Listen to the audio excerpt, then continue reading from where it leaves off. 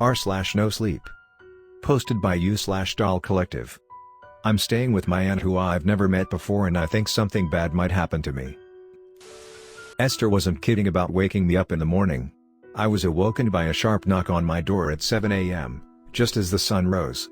I sat up in bed, had a brief moment of where am I? Remembered everything, and before I could process all the events of last night, the door was opening. She brought me breakfast. The first food I'd seen so far in the house. It was really good, actually: eggs, sausage, a glass of orange juice, with pulp, which I find nasty, but I was so grateful to be eating something that I didn't protest, and some yogurt with berries in it. It was all arranged on a little white wooden tray, which she carried to me and placed across my legs. I thanked her, and she solemnly said, "I'm very sorry for not feeding you anything last night. That was forgetful of me."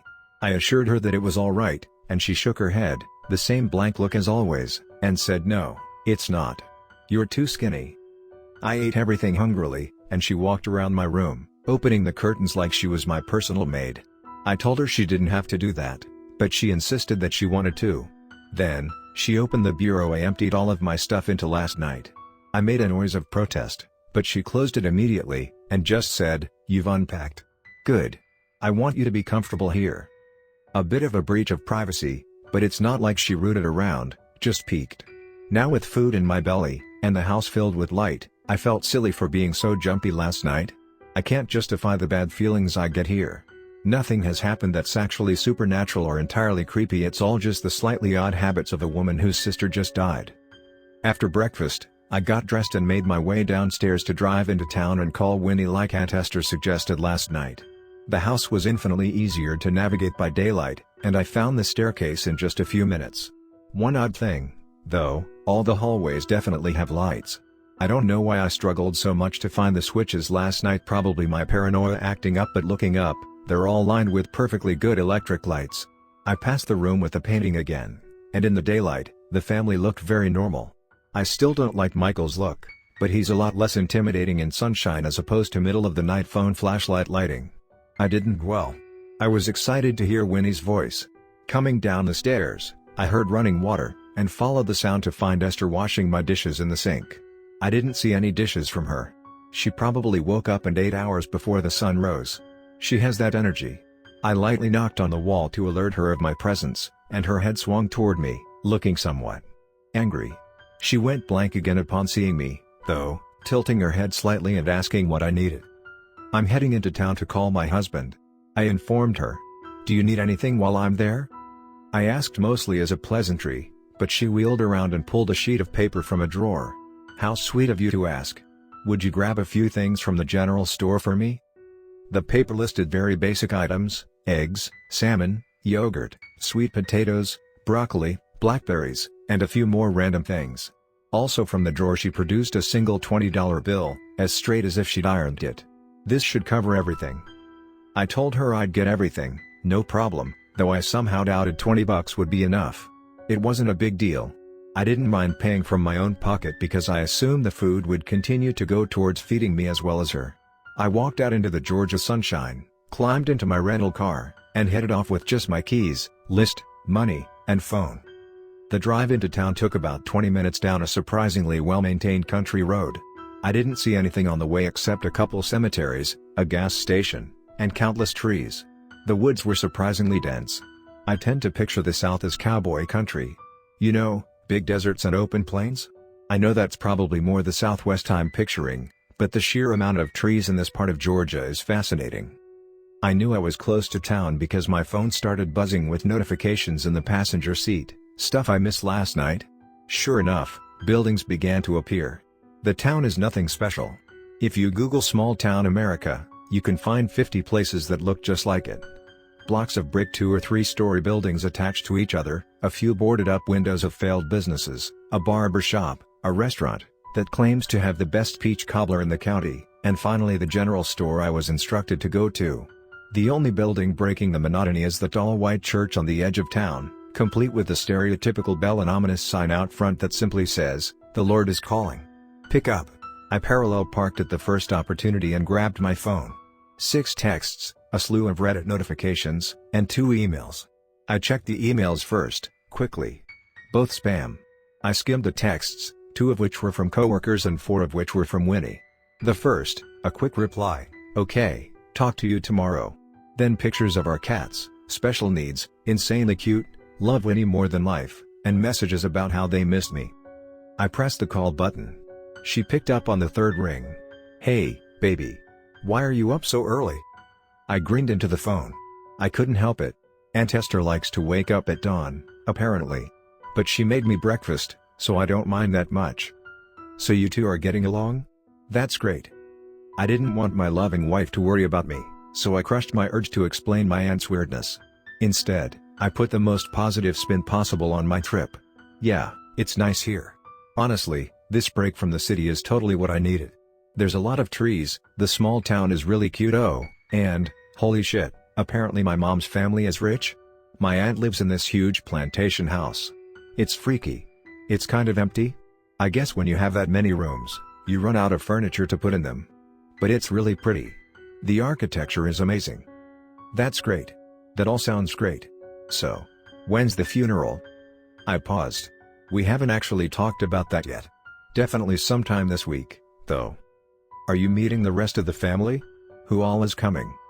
I began to realize how little I knew about anything that actually mattered. "I'm not sure. I got in sort of late last night, so I just bathed and went to bed. My aunt and I haven't talked too much."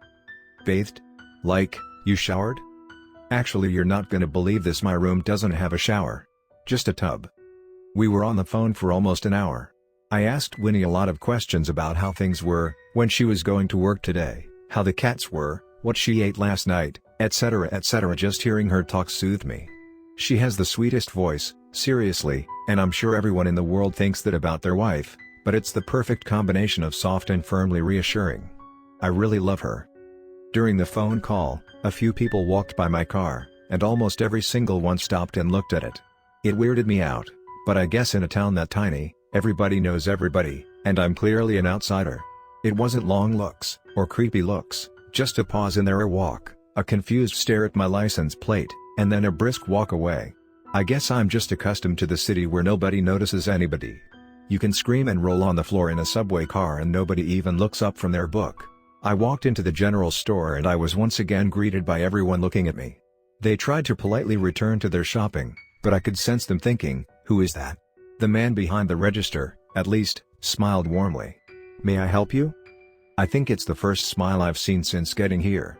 That, plus the recent phone call with my wife, made me feel genuinely safe for the first time in a while. Yes, actually.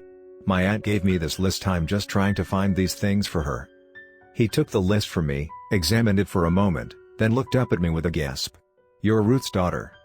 I shuffled uncomfortably. Another small town side effect, everybody knows your business. "Yeah. I'm awfully sorry for your loss.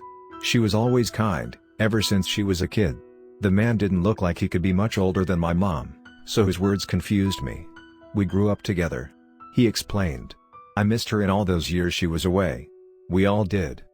That was a weird thing to say, but I knew he was just trying to offer some comforting words, so I thanked him. "Tell you what. You wait right here, and I'll go grab everything on the list for you." I agreed, grateful to not have to walk by all these people who had no doubt just heard who I was. I didn't want their sympathy. I don't really know what to do with everyone feeling pity for me because my mother passed.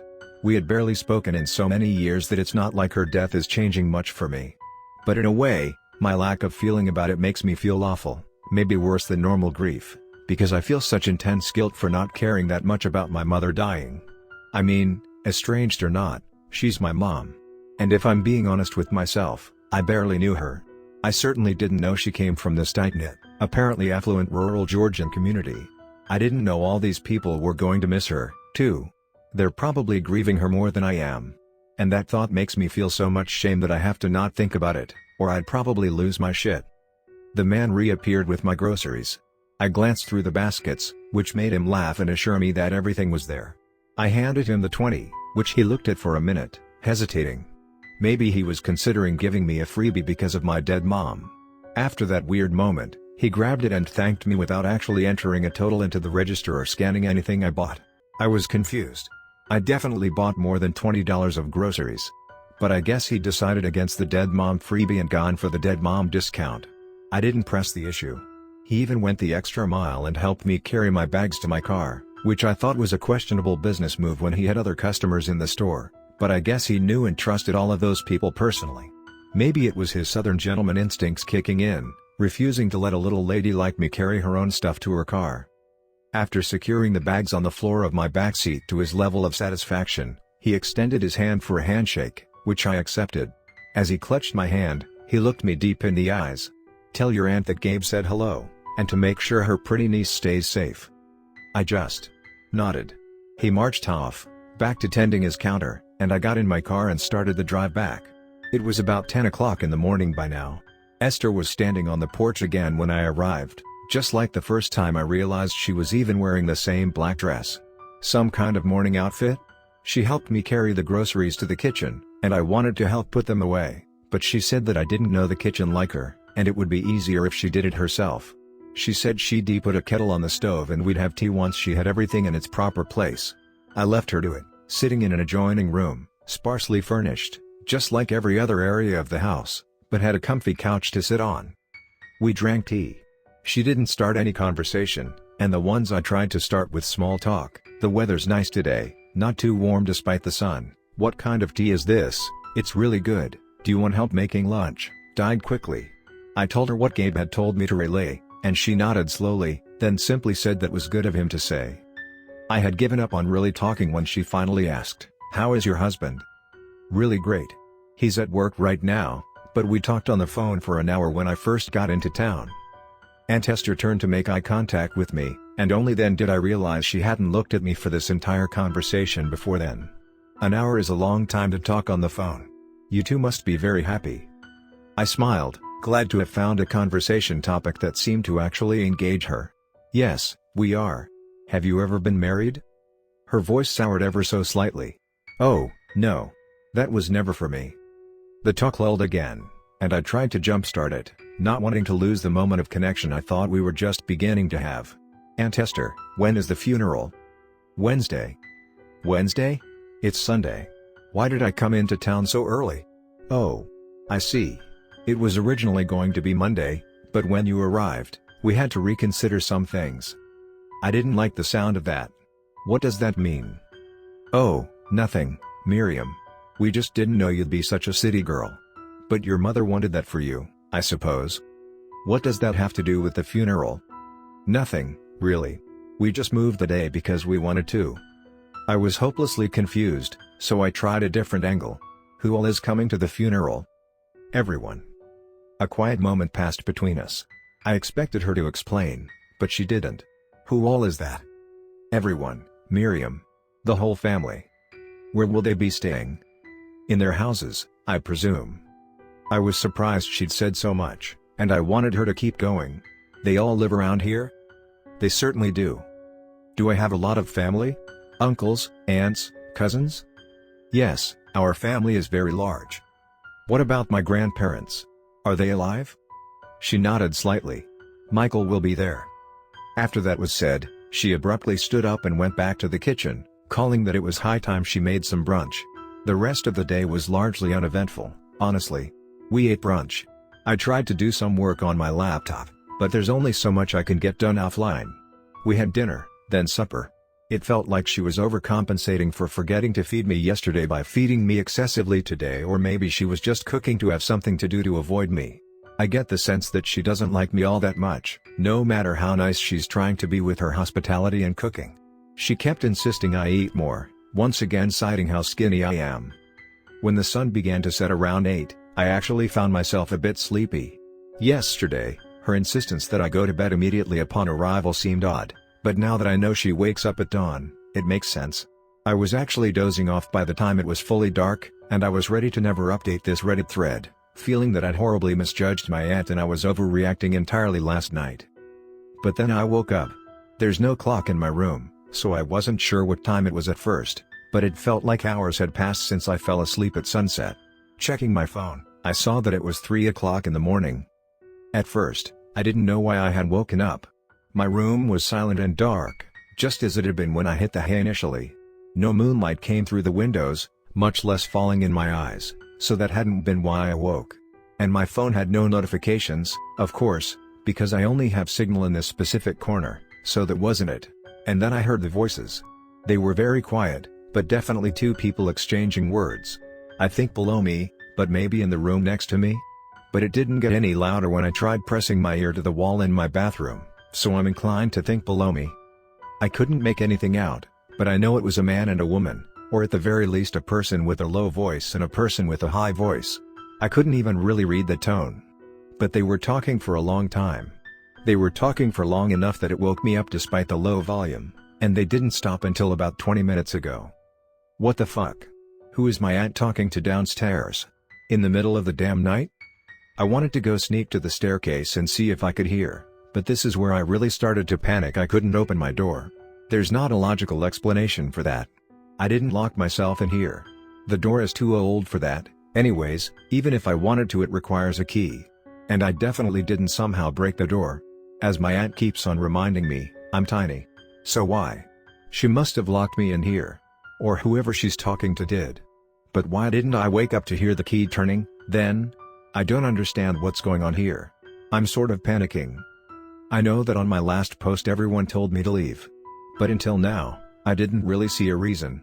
Even if my aunt is creepy, she's just a person dealing with loss the best she can and trying to host her city girl niece that she doesn't like. But I'm freaking out now. Why is my door locked? Who is she talking to? I have a bad feeling about the funeral now. I don't like that she pushed it back for some reason. I don't like anything that's happening here. All I can think of is that if anything happens, if I text Winnie, she'll know where I am. She can get the authorities here if she has to.